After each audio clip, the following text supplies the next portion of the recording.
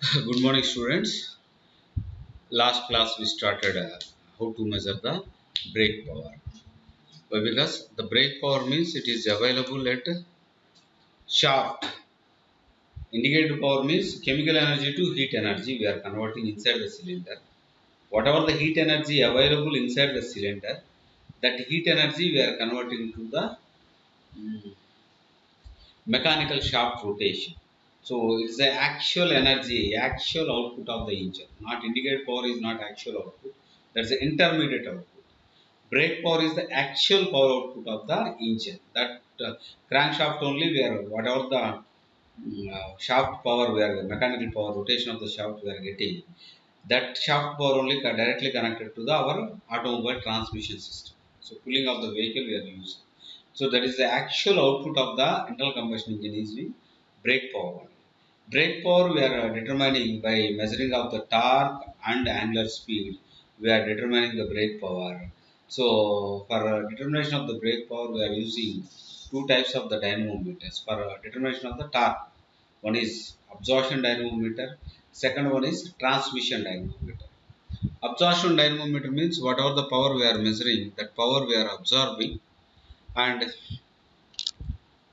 that power we are observing. Coming to the transmission dynamometer, we are transferring the power. Generally, in R&D conditions, R&D institutions or engine development in the industry, they are using transmission dynamometer. Why? Because continuation operation they want to measure the performance of the engine. In general, testing labs are maintaining absorption dynamometer at a particular speed, particular load. What is the brake power? What is the friction power? Like that we are measuring. So testing labs are maintaining absorption dynamometer. First one, Prony brake dynamometer. You can see the Prony brake dynamometer. The brake connected to the torque arm and counter brake. Both are holded by using the spring load with bolt and nut connection. While we are applying load, we will stop the rotation of the flywheel. Flywheel directly connected to the crankshaft. How much load we applied? What is the length of the arm? That is the torque. So 2 pi n w l. The 60,000 I already mentioned. If load in newtons, convert kilonewtons, we required 1000. Speed in RPM, convert into RPS, we required 60. The second one, rope brake.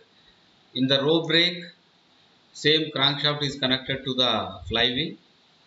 Flywheel is owned by thread. One end is connected to the spring balance, another end is connected to the counterweight.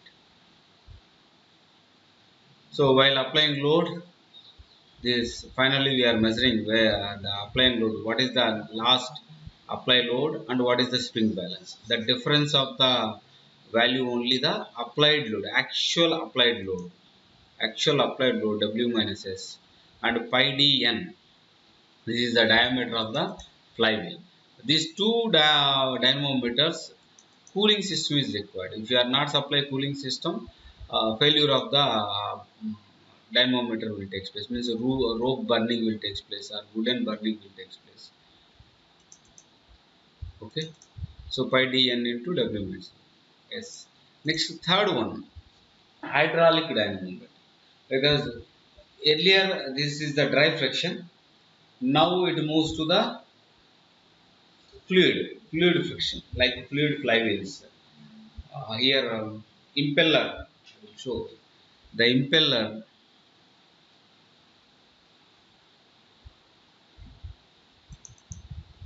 This impeller directly connected to the crankshaft.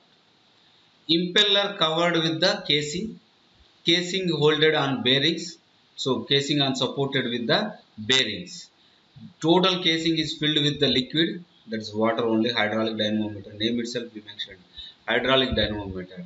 It is casing will filled with the liquid. Then while impeller is rotating, by the centrifugal force created on the liquid, this casing also ready to rotate. But we are forcefully with the counterweight, the spring balance counterweight, we are stopping the rotation of the casing. How much load we applied for stopping the rotation of the casing is W. N is of initial speed, rotation speed, N into W divided by CD. It is depend upon the different hydraulic dynamometer, coefficient of dynamometer constant they will give. This constant commonly I took one of our lab hydraulic dynamometer constant. That constant is 1.36 kilowatt. Next one, in absorption dynamometer for wide variety of measurement of torque, we are using eddy current dynamometer. Remaining all means I want to measure the power output means I want counterweights. That much of amount of counterweights required. Without that we can't measure the torque generated by the crankshaft. But coming to the eddy current dynamometer, actually stator, you can see stator contains electromagnets. These stators, number of electromagnets. Rotor, like a rotor directly connected to crankshaft, it's made of copper or steel. While this rotor is rotating in the electromagnetic field, the stator, in the electromagnet, small electromagnets placed surrounding part of entire rotor. These electromagnets will generate the eddy currents. Due to eddy currents, again heat will generate. We want to supply the cooling system, but there is no special loads. By the rotation speed and torque, we can get the EMF generated.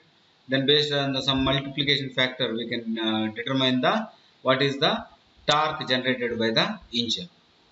So main advantage is there is no restriction of the load, means capacity. Any capacity of the engine we can measure by using this eddy current dynamometer. Remaining dynamometer, I want to measure the capacity, means I want to first fix what are the load applying capacity of this dynamometer, because we want to apply the counterweights. So maximum limitation of the capacity is defined, remaining crony brake or rope drum or hydraulic dynamometer. But coming to the eddy current dynamometer, there is no limitation. So eddy current dynamometer, wide range of capacity of the engines, we can apply the eddy current dynamometer for measurement of the torque. Next, the move to the transmission dynamometer. In transmission dynamometer, generally it is called torque meter. I already mentioned starting of the lecture itself. It is not testing labs generally not maintaining this transmission dynamometer. Where the production industry, once we develop the engine, I want to measure the brake power generated with the different load, different speeds, and repeatability of the brake power measurement. Continuation operation, 180 hours operation, 60 hours operation, 20 hours operation. Like that number of hours operation, I want to measure the torque generated by the crankshaft or engine shaft. Then we are using transmission dynamometer. You can see how we are measuring the transmission dynamometer torque means. Here we are not observing. Observing means that much of number of hours of running is not practically not possible. Melting of the brake drums will take place. Here you see the crankshaft connected with a pair of strain gauges. At least two, just to measure the angular deformation, opposite. At least two.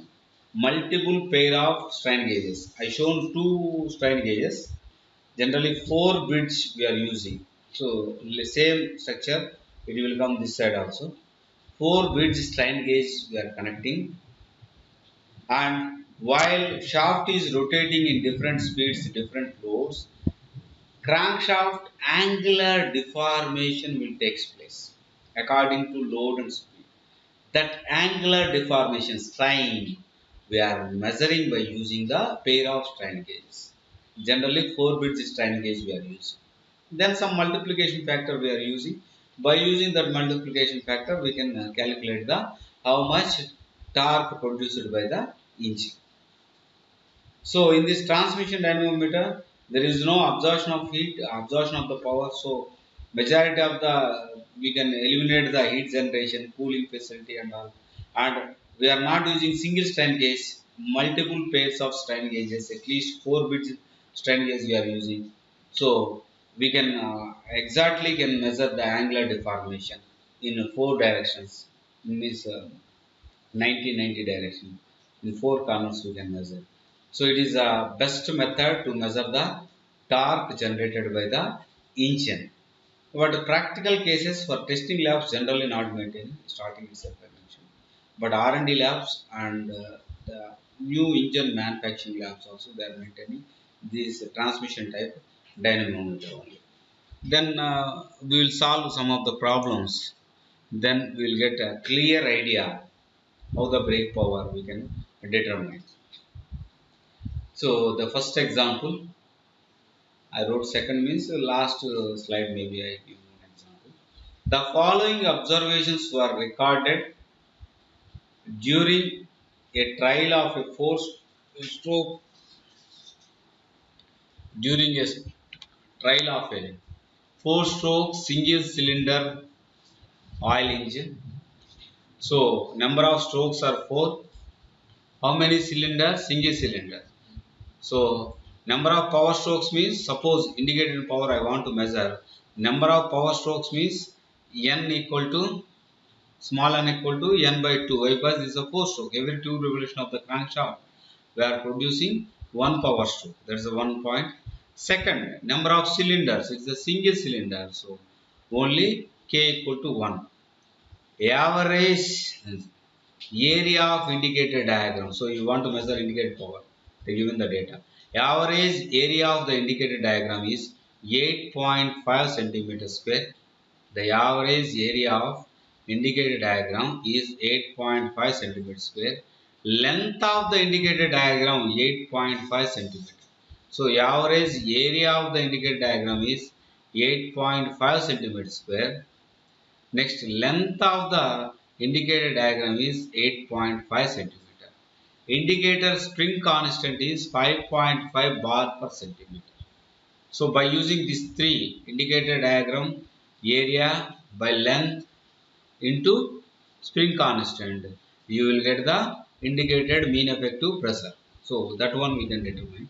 Once you know the indicated mean effective pressure, if they provided bore diameter of the piston, then we can determine the area of the cylinder.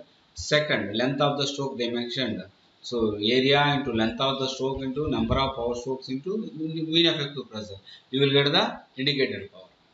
Coming to the brake power determination, what data they provide? Brake load 150 kgs. The brake load is 150, very good. W they given, but they given in kgs. Convert into newtons. Mass into acceleration due to gravity.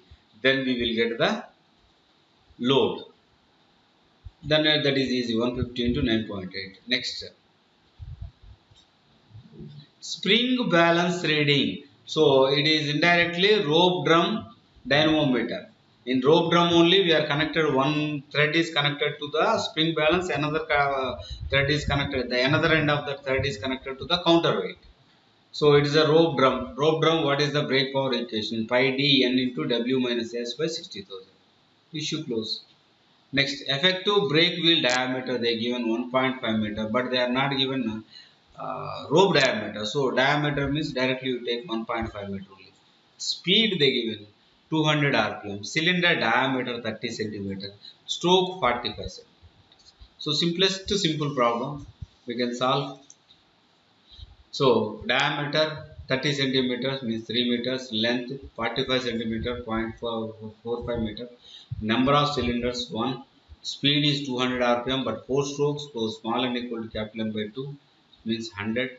Area of the indicated diagram 8.5 centimeters. Length of the indicated diagram 8.5 centimeter. Spring constant 5.5 bar per centimeter. W equal to load 150 kg into 9.81. This is the load applied. Mass they given. Mass into acceleration due to gravity will get the load. Next, brake diameter 1.5 meter. Speed 200 rpm. spring balance reading S equal to 20, 20 into 20 kgs only, 20 into 9.81 newtons. That's all. Now we will move to the, first we will determine the indicated mean effective pressure. The indicated mean effective pressure equal to area of the indicated diagram divided by the length of the indicated diagram into spring constant.